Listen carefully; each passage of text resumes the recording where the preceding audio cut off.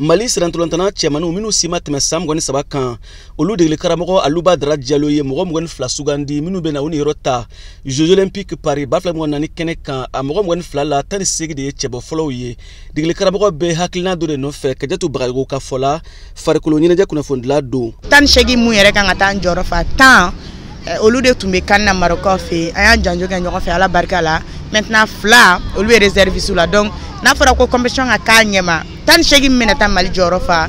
10 minnu jela Marocain fɛ n'o kɛra kan sababuya la n'o y'a to an kɛra jɔyɔrɔ sabanan ye ka qualification sɔrɔ olu bɛ ça veut dire que Aluba Dara Diallo Conti a tora ka logique kɔnɔna na a y'a ka ossature garder. Ntolantana minnu sugandira fila de bɛ ntolantan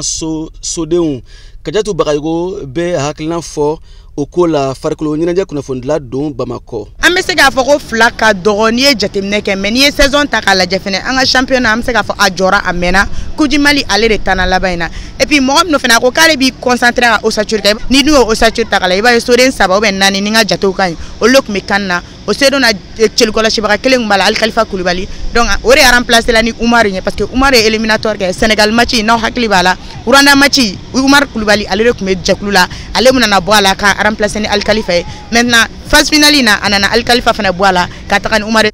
O Umar Kulubali bɛ ntolantan club olympique de Bamako la COB ale de sugandira Aluba Dara Diallo Conti fɛ. C'est quelqu'un il suit une logique au fait. A ka logique ye mun ye n y'a daminɛ ni groupe min ye depuis éliminatoire match contre le Rwanda parce que a bɛɛ daminɛna yen nɔ de ka na Sénégal match se ka taga se phase finale la groupe n'i y'a jateminɛ a ye baara kɛ ni dolantana 30 ou 35 ɲɔgɔn na de. Mali ka kulu la ka fara Mali kan Japon, Paraguay ani Israël. Jeux Olympiques yɛrɛ bɛ daminɛ ni juillet kalo tile 6 nata k'u kuncɛ août kalo nata tile 11 san 2024 na Fransikaw fɛ VOA Bamara tɔgɔ la Bamako Siaka Traoré kala seli don.